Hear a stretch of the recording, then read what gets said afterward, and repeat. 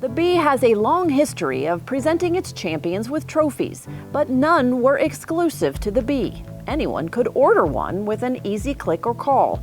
Other iconic events like the Oscars, the Grammys, and the Masters are well known for their distinctive trophies. The Bee wanted its own and ultimately tapped Rookwood Pottery, the studio that designed a tennis championship trophy for the Western and Southern Open. Here's a behind-the-scenes look at the Scripps Cup from start to finish. With the rich history and the heritage behind the Bee, there's a lot to pull inspiration from. Like gladiolus, the first championship word of the National Spelling Bee in 1925. Mary Guanciale, Director of Product Development at Rookwood Pottery in Cincinnati, Ohio, includes in the design the colorful plant, a book, the hexagon to represent a honeycomb, and of course, bees. The way that book is open and then this whole thing is blossoming out of it, capturing that whole idea of knowledge coming out of all that studying that these kids do. A sculptor and mold maker turned the paper concept into a three-dimensional form and plaster mold. Jeff Henderson takes it from there, filling the forms with liquid clay. The water in the slip will absorb to the plaster and cause a film on the walls of the inside of the mold, and the longer it sits in here, the thicker it grows.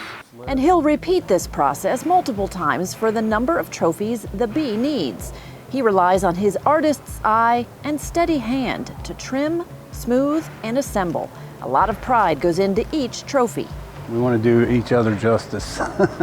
Once the pieces are assembled, it sits in the open air until bone dry. Next, it travels to the kiln for the bisque firing at about 1300 degrees.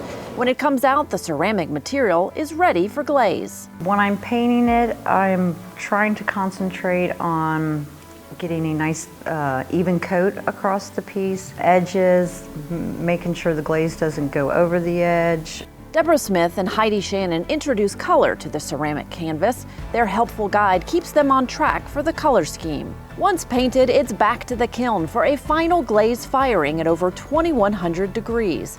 And the finishing touch, a walnut wood base, symbolizing the Bee's headquarters on, you guessed it, Walnut Street. It shows how much thought goes into the entire Bee as a whole, and it really has all those themes carry through visually. I think just the symbolism itself is just magnificent in this piece.